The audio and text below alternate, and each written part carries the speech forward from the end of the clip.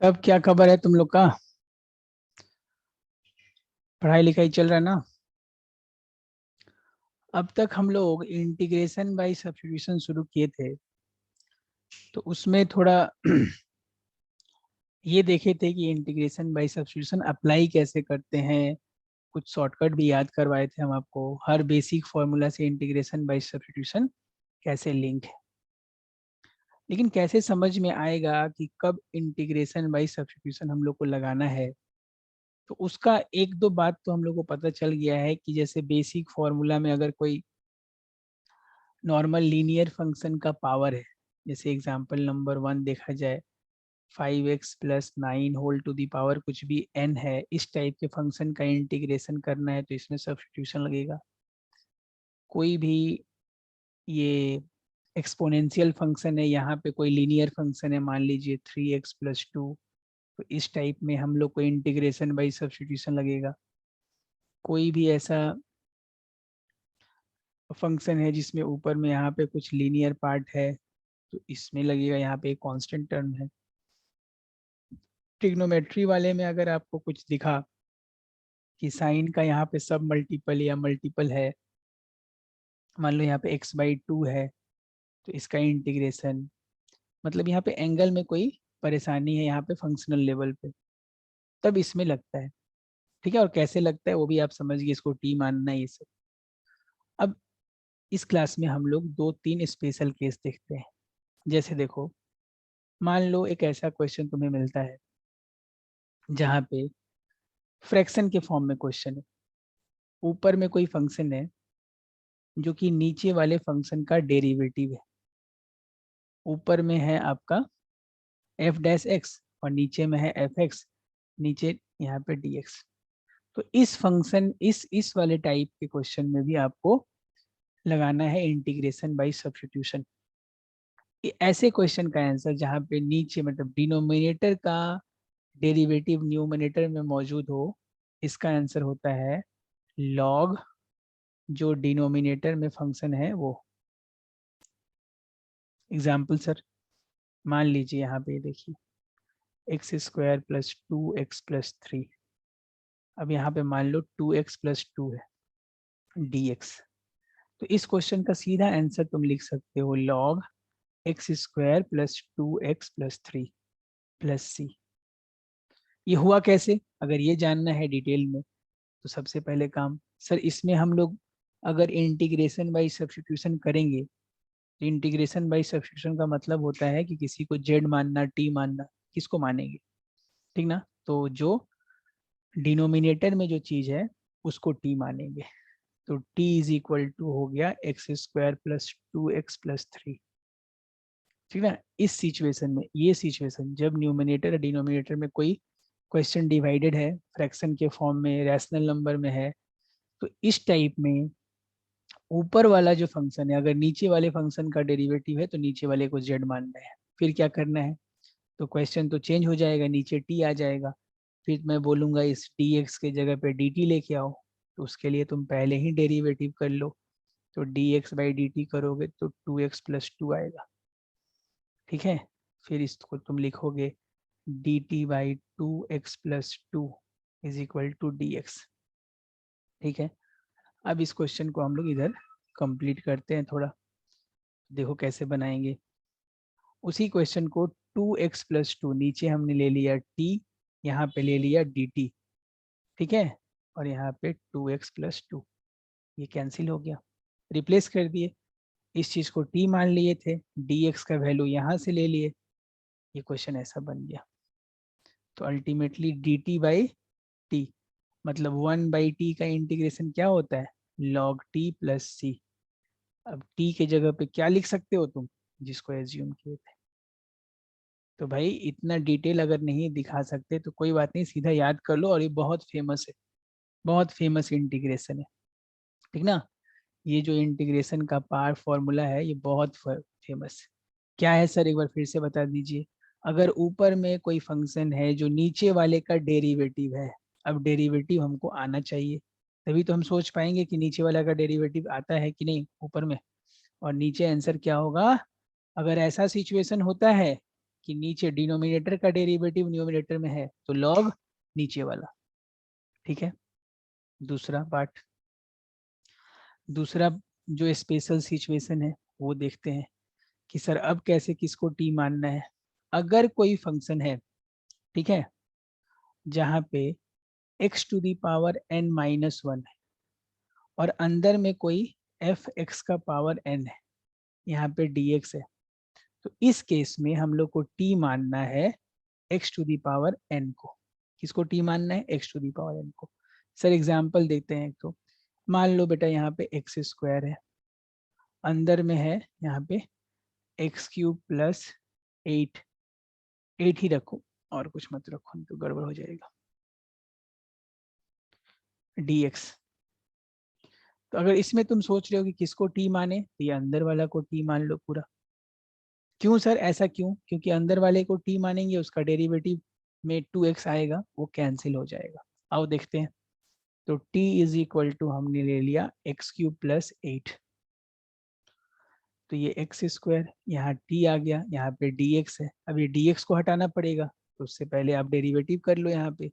तो dx by dt क्या आएगा? 3x स्क्वायर, और 8 का डेरिवेटिव 0 हो जाएगा, है ना। तो अब यहाँ पे रिप्लेसमेंट एक्स स्क्वायर टी और यहाँ पे D t by 3x square, x square cancel हो गया, 1/3 बाहर आ गया, टी डी टी। ठीक है, क्या समझ में आया? तो इसका इंटीग्रेशन क्या, T cube by sorry T square by 3, T cube नहीं, टी स्क्वायर बाई 2 और यहाँ 1/3 6, तो 1/6 जिसको t माने थे उसको रिप्लेस कर दीजिए, प्लस c लगा दीजिए। तो ये फॉर्मूला भी आपको समझ में आना चाहिए कि किसको t मानना है, जिसका पावर बड़ा है उसको। छोटा वाले को कभी t नहीं मानेंगे। क्यों सर? उसको t मानेंगे तो उसका डेरिवेटिव का एक कंपोनेंट और कम हो जाएगा, तो कटेगा नहीं। ये एक दूसरा टाइप हो गया। तीसरा टाइप हम लोग लेते हैं, अगर मान लो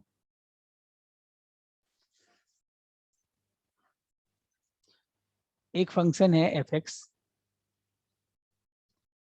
x to the power n, ठीक है, और उसका डेरिवेटिव मौजूद है बगल में एफ डैश एक्स, नहीं x to the power n नहीं है, ऐसा है, माफ करना, एफ एक्स उस whole to the power n है और उसका डेरिवेटिव बगल में मौजूद है dx। तो फिर किसको t मानोगे? अब इस बार t मानेंगे एफ एक्स को। ध्यान दो थोड़ा, पिछले क्वेश्चन में और इस क्वेश्चन में अंतर है। इसमें क्या है भाई, इसमें क्या ड्रामा है, यहाँ देखो, x square plus 8x plus 4 whole to the power, नहीं ये तो गड़बड़ हो जाएगा, ये अभी नहीं बनेगा। एक्स स्क्वायर प्लस मान लो 5 है, या एक्स क्यूब मान लो, कुछ भी, इस होल, इसका होल का पावर 6 और इसका डेरिवेटिव बगल में यहाँ पे है, क्या है वो? 3x square. तो किसको t मान लोगे?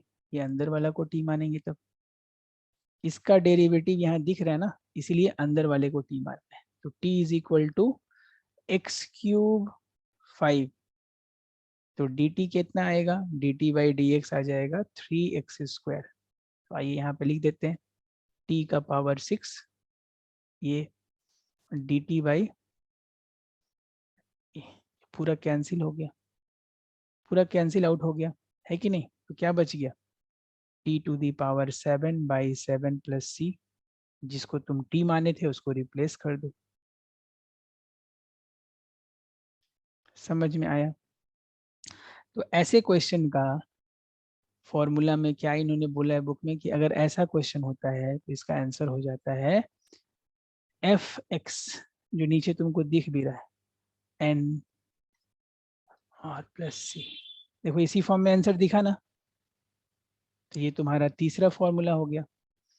मतलब अगर किसी फंक्शन का डेरिवेटिव ऊपर में है और वो फंक्शन नीचे में है तो लॉग नीचे वाला। अगर कोई फंक्शन का डेरिवेटिव, मतलब पावर के अंदर का डेरिवेटिव बगल में है, तो ये फॉर्मूला। अगर कोई ऐसा फंक्शन है जो पावर में बड़ा है, बगल में एक पावर कंपोनेंट कम है, तो जो पिछला फॉर्मूला सिखाए थे वो लेना है। ये 3 टाइप का जो फंक्शन है ना पार्ट है ना, बहुत यूज होगा हम लोग को इंटीग्रेशन बाय सब्स्टिट्यूशन में। तीनों मैं एक बार लिख देता हूँ आपके लिए। देखिए, सबसे पहला सिखाया मैंने आपको F dash x, F x. ये सब चीज थोड़ा स्लो बोल रहा हूँ बेटा, कि दिमाग में इसको अच्छे से स्टोर कर लो, बहुत ज्यादा यूज में आने वाला है ये। दूसरा, x to the power n minus one, f x क्या था ये, इसका पावर एन यहाँ पे था डी एक्स। तो इसका आंसर क्या होने वाला है, इसमें आंसर नहीं जानते हम लोग, इसमें टी पकड़ेंगे हम लोग, किसको, x to the power n को। और ये तीसरा, अगर f x to whole, f x इसका whole to the power n है और बगल में एफ डैश एक्स है, मतलब इसका डेरिवेटिव यहाँ मौजूद है अंदर वाले फंक्शन का, तो इसका आंसर होगा, सीधा आंसर, सीधा आंसर लिखा जा रहा है n plus one, n plus one plus सी।